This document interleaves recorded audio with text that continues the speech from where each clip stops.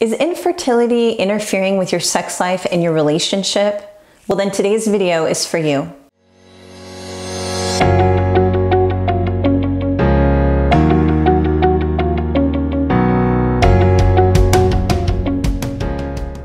Hi everyone, I am Mara Salerno, Functional Diagnostic Nutrition Practitioner of ReclaimOptimalHealth.com, where I help couples just like you resolve their infertility and get back to creating those families you so deeply desire.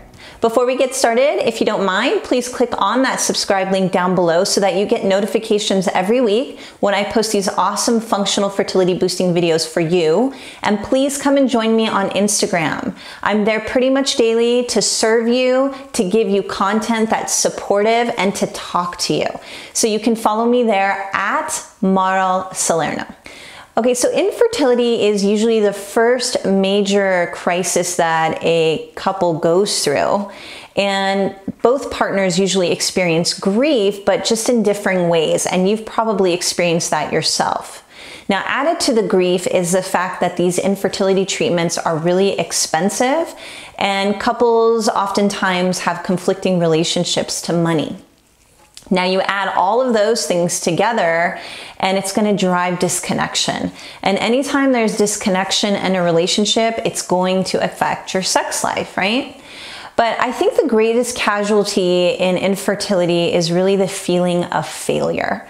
So sex was probably once a feeling of hope and connection for you.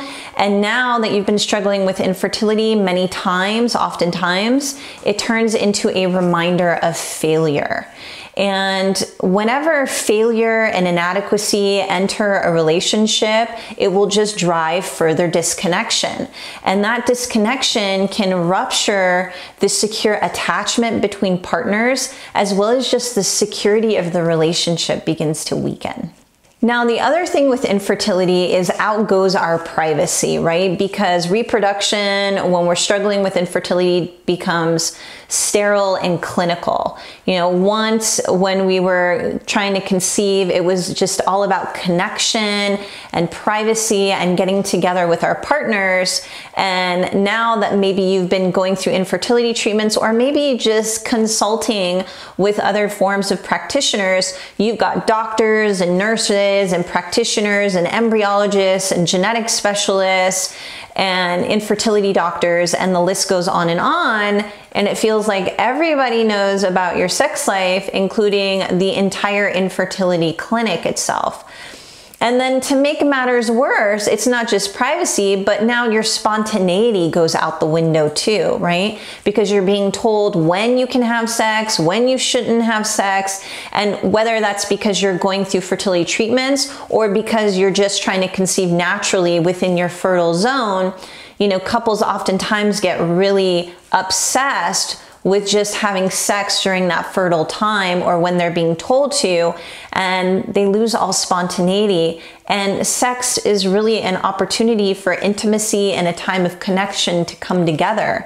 And when you lose that opportunity, it can often affect, obviously, your sex life, but also your relationship. Now, for women struggling with infertility, they'll often experience a lot of self-esteem issues, which hampers their motivation or their desire to want to have sex.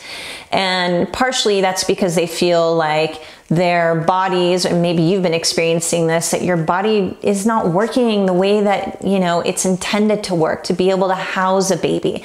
And that's really getting to you. And then on top of that, you may be on fertility medications, which make you gain weight and give you mood swings.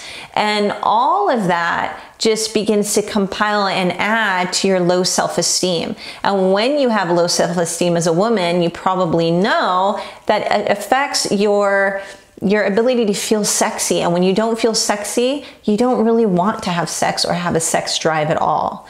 And then for the guys will oftentimes feel like they're just for baby making, you know, that's all that they're good for, and that their partner doesn't want to get together for real connection. And for guys, their masculinity is definitely tied in with their ability to conceive and their sperm.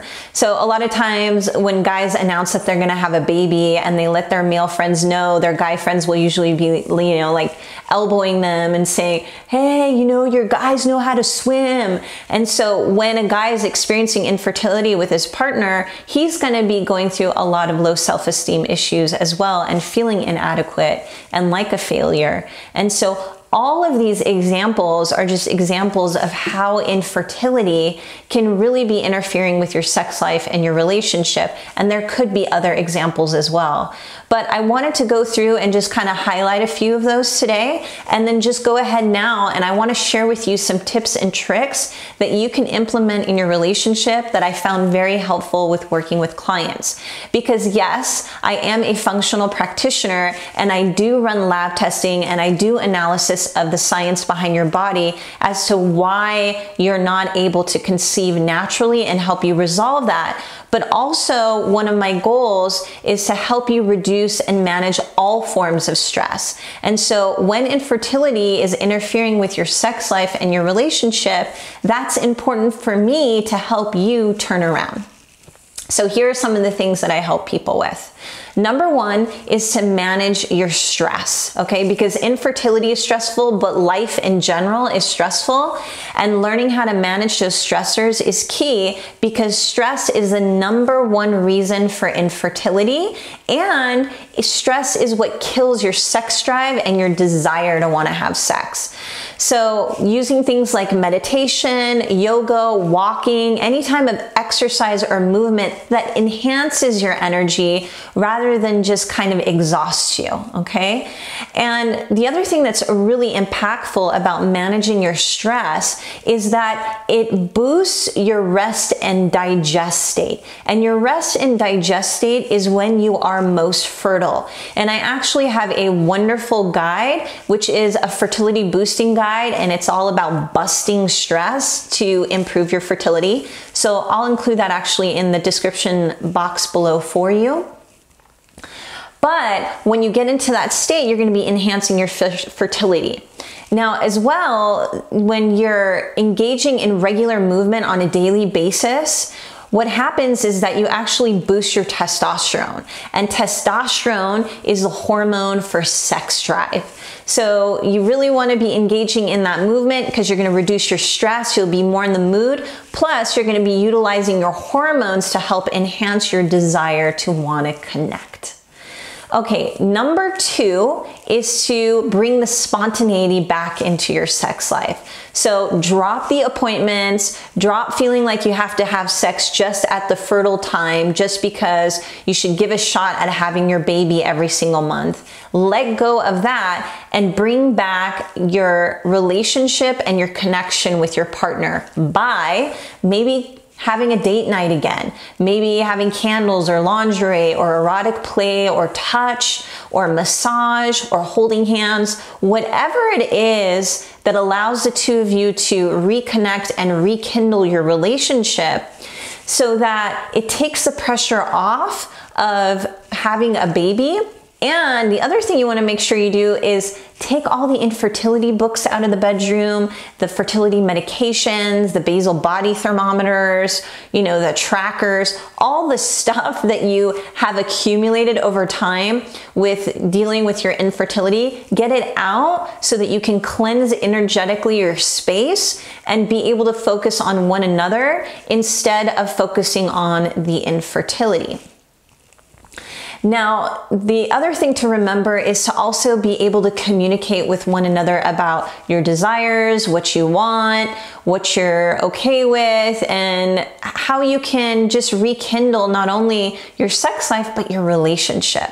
Because if you can step out of this experience of infertility together, having increased your ability to communicate, then when you step out of it, you're going to be much stronger. Now, number three is sometimes to just drop worrying about conceiving at all. And this can do wonders for a ton of couples if you've been dealing with infertility for quite a number of years, is just to stop trying, to reset, to rekindle your relationship and revive it so that you can step back into thinking about conceiving again with a whole new perspective and release the pressure and the stress.